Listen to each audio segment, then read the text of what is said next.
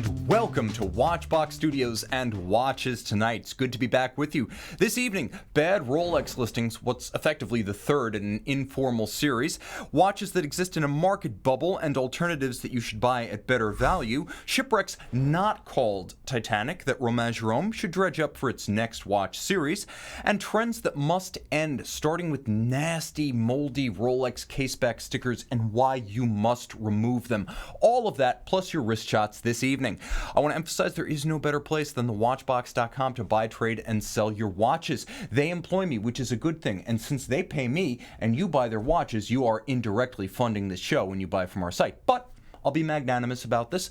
I will pay you to visit thewatchbox.com with the Tudor Black Rose. Link in the description. You can win the rarest and most desirable modern Tudor watch. I'm giving this away for the month of November, but November is drawing to a close. We're going to pick our winner soon, but you can still get in on the drawing. All right. Batting practice, warming up with your pitches and my cuts. First topic, our recurring feature, Time to Run, where we call BS on the worst watch listings of the web. Viewer Arturo M gets us off the block with a seller that is off his block. While the standard for unpresidential conduct is a moving target these days, this Rolex Day Date is pacing the field, also known as the Rolex President. But at $300, that's a bargain. You can't even get a real Day Date bracelet link for that, so something's a little bit untoward here. Brace yourself for this bracelet because the seller is a hot mess, claiming a jubilee when the photo clearly is of a president. And there's some confusion concerning water resistance. Water resistance, and I consider myself a decently sophisticated consumer of watches, but even I'm at a loss to explain the difference between water resistance and water resistance rating. Maybe when I get to 5,000 watches filmed, I'll figure that one out.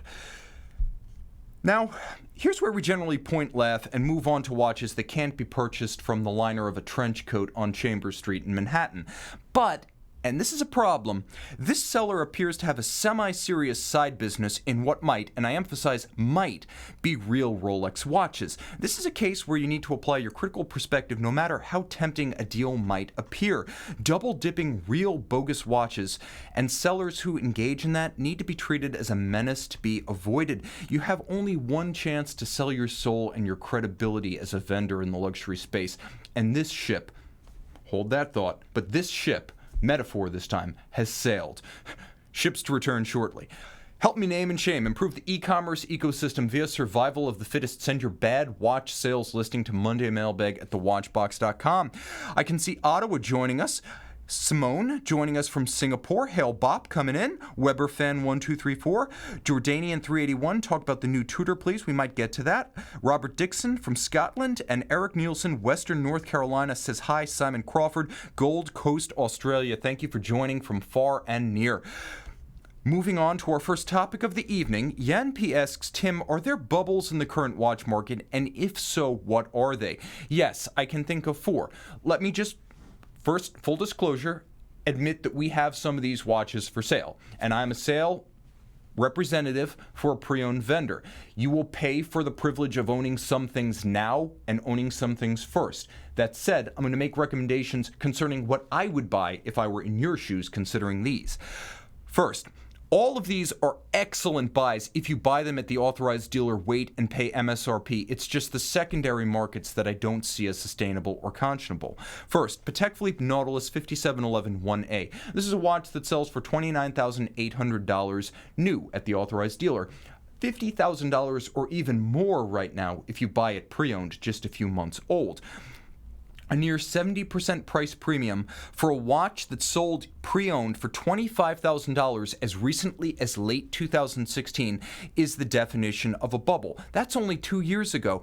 That's a bubble to make Bitcoin investors blush. Are you in crypto? You know what I mean. So instead, buy this. Vacheron Constantin Overseas Generation 2 chronograph.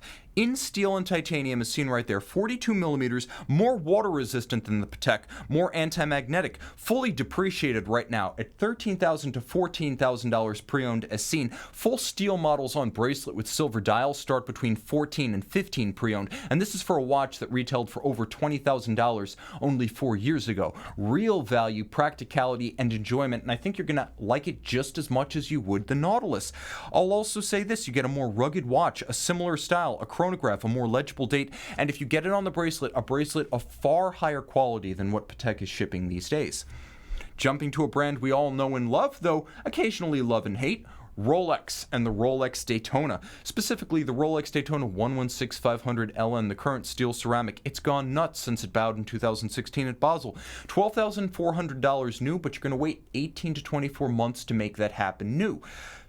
$20,000 to about $24,000 if you buy it pre-owned, just a few months out of the dealer's box. I would say don't buy this mass product modern watch at current markups for $2,000 to $3,000 less than what you'll pay for one of these pre-owned. You can have the rare, collectible, and already revered 1990s and late 1980s Zenith Daytona in stainless steel. Now, the Zenith Daytona, that being an exceptional Patrizzi dial version, is a watch that has already been through its entire used watch to collectible watch life cycle. It came out, there was depreciation, they languished for a while the new model took all of the headlines and stole all of the sales and the first come, first served money, and they've recovered. Now they're collectible. Prices are rising, and because they've been through that full cycle of being cool, uncool, and back again, you don't have to worry about bubble economics. I'm more than willing to endorse the resilience of these against regression than the bubble-like current-day Daytona market for the 116500 LN. I cannot say where the current steel Daytona market is going to go. I can't say where that ball stops rolling, but the core model right now, the basic Daytona being sold new today, is so veteran that, like the sub, a full redesign is on the horizon sometime in the next 6 to 24 months. So that's coming. So for the folks who find this cool and drive the market for this pre-owned, they will be moving on to the next thing, and if you're buying this at twice list, you might see short-term depreciation. Hold for 20 to 30 years, anything becomes collectible, but the Zenith Daytona has already done that legwork for you. I would also say that might mean the current steel Daytona faces the fate of the Batman GMT, as when the current Pepsi model bowed at Basel World this year, all of a sudden that became the new and cool ceramic bezel GMT, which brings me to Rolex's 2018 GMT Master 126710, the Pepsi GMT. A great watch if you buy it new at $9,250. You will not lose over any period of time if you buy at that price. But again, 18 to 24 months waiting at most dealers, you're going to pay in time for the pleasure of owning it at list, which takes us to the pre-owned market. $19,000 to $20,000 right now if you want to buy this watch used. For the pleasure and privilege of having it first, you're going to pay a premium. Recall the still hot Rolex Batman GMT BLNR. Now this is a watch at $8,950 that has cooled a bit. It trades between $11,000 and $13,000, and at that price, at that level, I would say buy that. Because if you buy this for $10,500 right now, it's a bit of a premium above new, but I do believe that will be a secure investment. And I hate to use that word when describing a watch, but I really do think that is a safe store of value, whereas paying double, triple list for a current Pepsi GMT, I can't see that life cycle, that bubble lasting more than a model year or two. So this has actually become the smart buy. Finally, because we need to talk about something that's not a Patek Philippe or a Rolex, the Omega Silver Snoopy 2, a watch back in 2015 that sold for $7,350. Now, well, depending on condition, provenance, where you buy it, and who's selling it, between $23,000 and $30,000 US. So now we sold that watch for $12,000 to $13,000 as recently as late 2016. I checked our history, and that's what they were going for back then. And that kind of ramp up in that kind of time is the definition of a bubble. That's a hell of an asset to own. It's more fun than stocks, bonds, or Bitcoin.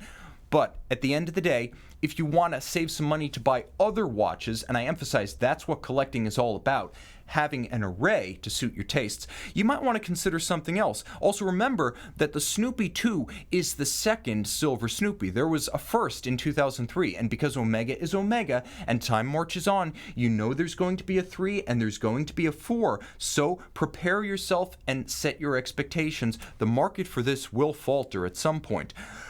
This is what you should buy instead.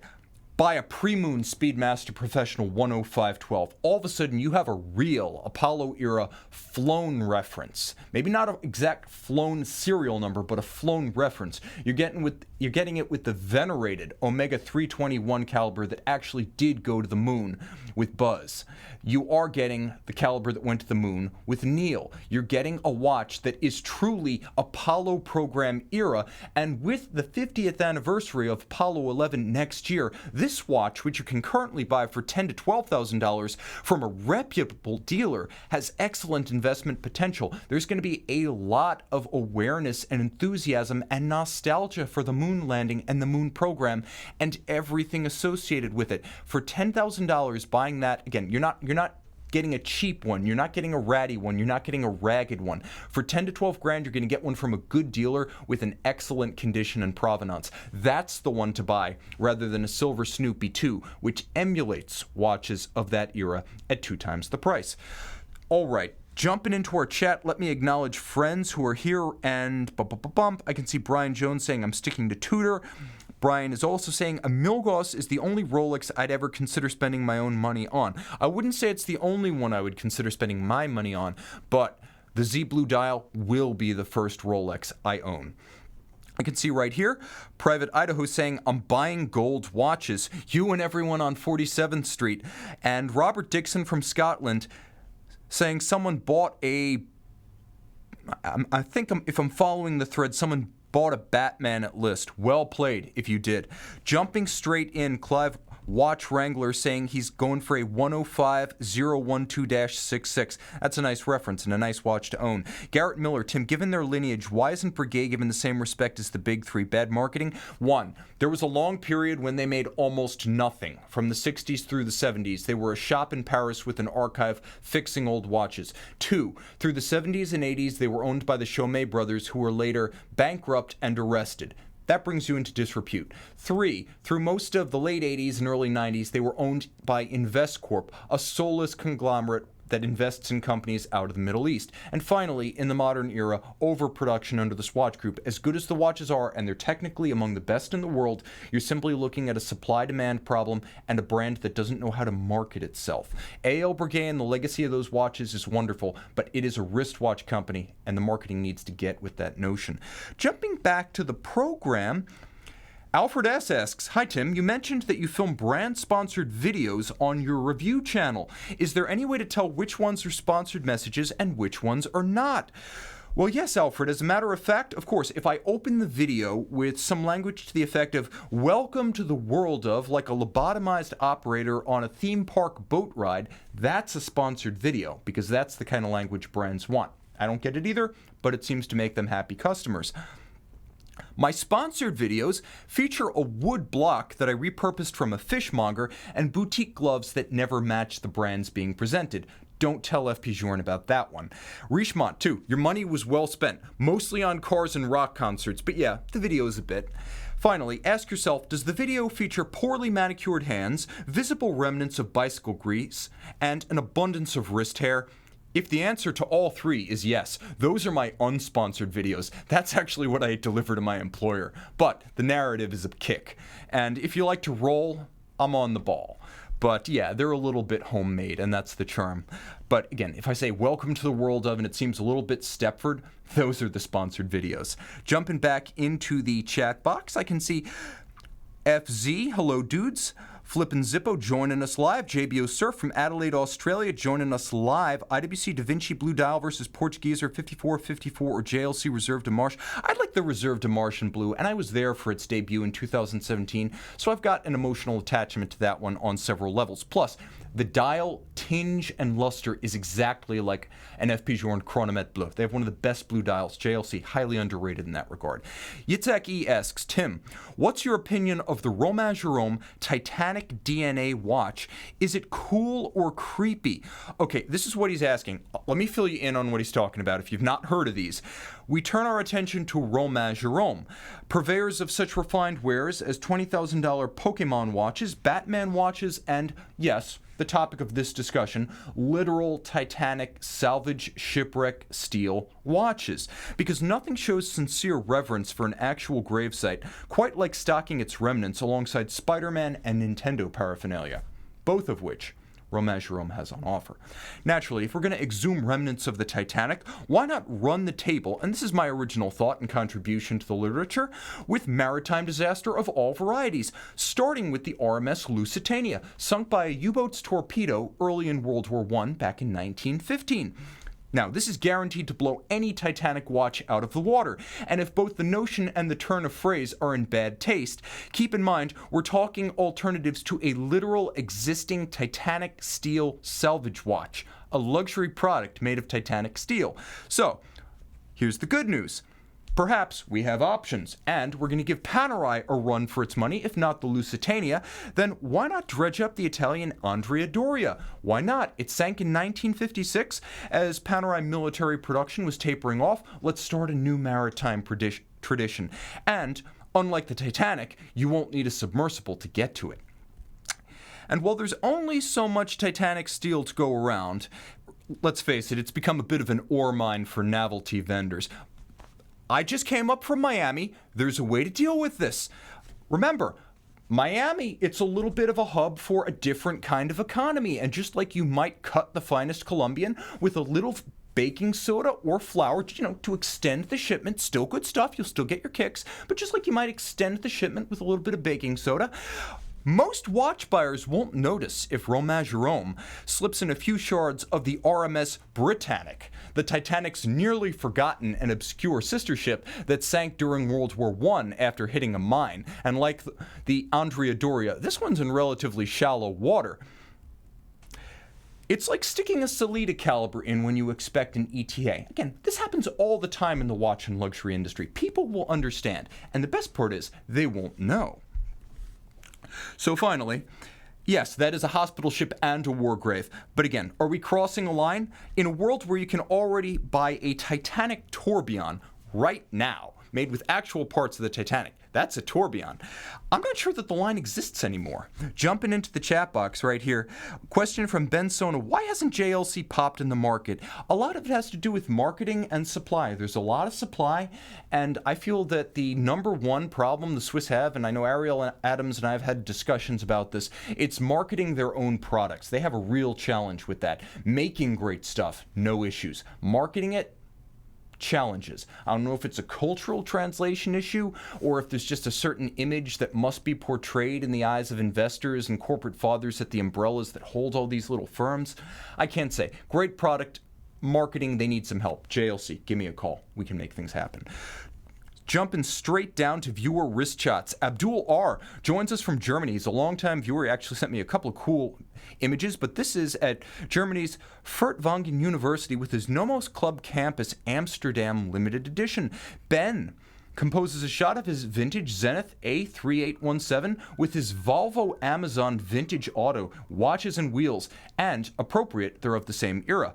Eduardo D., Embraer pilot out of Mexico, shares his 2018 JLC Polaris chronograph, and Wansarunsi sports his Rolex Date reference 1500. And to answer the question he sent with the shot, yes, I believe smaller Rolex watches will take off in the vintage market eventually. We're already beginning to see some life on that front with the 5500s as well as the 1016 Explorers. Send your wrist shots to mondaymailbag@thewatchbox.com to see your pieces in these pixels. Primary feature this evening, guys, in the watch space, trends that need to end. I'm very serious. I'm very emotionally attached to these topics.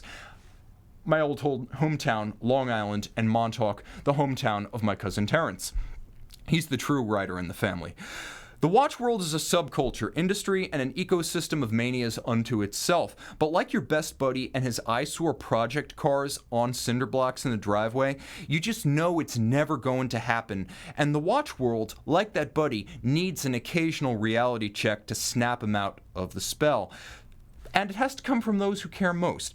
Herewith, my latest installment of the longest-running occasional segment on this show, Trends That Need to End, starting with moldy stickers on Rolex casebacks. I'm sorry, I threw up in my throat a little bit right there. Okay, long ago in a galaxy far, far away, Rolex started putting simple ID stickers on the backs of watches destined for dealers. In time, these became more elaborate and more noticeable, including holograms. And a herd mentality developed around the incredible idea that this sticker possessed magical marketplace powers. To wit, no matter how vile and defiled by wrist cheese, the sticker on the caseback of on the caseback of a Rolex must be retained on penalty of resale death and excommunications from RolexForums.com. Neither is true, but the myths endure. Please, take it from me, a longtime employee of a dealer of pre-owned watches. That glue and skin concretion on your Rolex doesn't make it more valuable. It makes it gross. Value on the pre-owned market is a function of condition, boxes, papers, receipts. That kind of documentation. DNA evidence nets you no additional value when the time comes to sell. It just makes me gag. Can we move on to a different topic?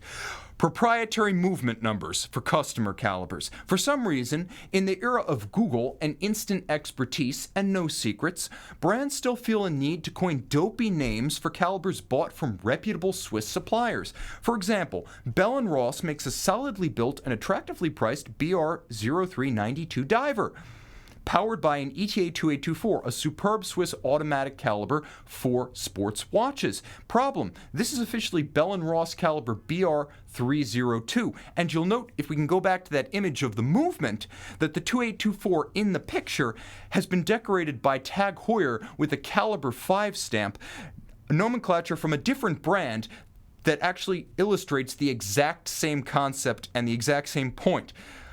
Here, because it's deceptive and these days fundamentally disrespectful to watch buyers to keep this going, this is a trend that needs to end. We can deal with the truth. If you're selling a good movement, call it what it is. Oris is my hero and my comrade in arms in this cause. Because when you go on Oris's website, if we can go full screen with that, guys, it lists both the name that it gives the movement and the actual brand and model. Sellita SW200 here for an Oris 754, right on the official Oris website. Nice. Oris, I love you, and the reasons continue to multiply. Next trend that needs to end in the watch space in 2018, 2-year warranties for luxury watches. What does Patek Philippe have in common with Rado? Well, aside from the fact that they're both roughly round, yes, 24-month warranties. Problem, I would say so. What is it, 1950? How do watches get less of a warranty than, I mean, look, I get 4 years warranty on a $30,000 car that's going to be a Coke can in 10 years. We know it happens. 10 to 15 years, that's what happens. But a watch with a 24-month warranty is a product that can last 300 years if properly serviced. This is a trend that needs to end. Rolex and Omega, they're exemplars. They now give us 5-year warranties. Omega just recently announced this. AP has embraced the 5-year warranty. Breitling offers 4 years on the B01 in-house caliber watches. And a number of brands, such as FP Journe, have embraced at least a credible 3-year warranty. Luxury products deserve post-purchase service and support to match. Patek Philippe is worth owning regardless. Even with the 24-month warranty, a Patek Philippe is worth owning. But 2-year warranties need to become a past tense thing because they're making owners tense in the present tense. Jumping into our next trend that must end, easily the most comical of the night, absurd watch seller stories, and I have seen and heard some yarns. This used to be a near monopoly of sketchy eBay listings before the rise of Chrono24 in the last decade, and now they've started to pollute the chronospace. So I was once in the room years ago when a pre-owned seller, not at my company, in a previous life on 47th Street, once told a client that the 2009 Panerai PAM 341 limited edition was an exact replica, you ready for this, of a watch used by the Egyptians to fight the Germans in World War I. Problems? Many. Yeah, World War I Egypt was an outer province of the Ottoman Empire, initially an ally of Germany in World War I. It was then occupied for most of World War I by British representatives who staged an enduring coup and puppet regime during this period and afterwards. Panerai didn't start prototyping military watches in earnest until the middle of the 1930s, and World War I, remember we just celebrated the armistice anniversary, was 1914 to 1918. More problems. The 60mm watch on which the PAM 341 is based wasn't created until 1956. So, in other words, a watch, this limited edition, was based on a late 1950s model named the Big Agiziano, informally, that was created for the Gamal Abdel Nasser era of Egyptian military, and that's about 4 decades after World War I. Crap like this continues to float around the seller space even in the year 2018.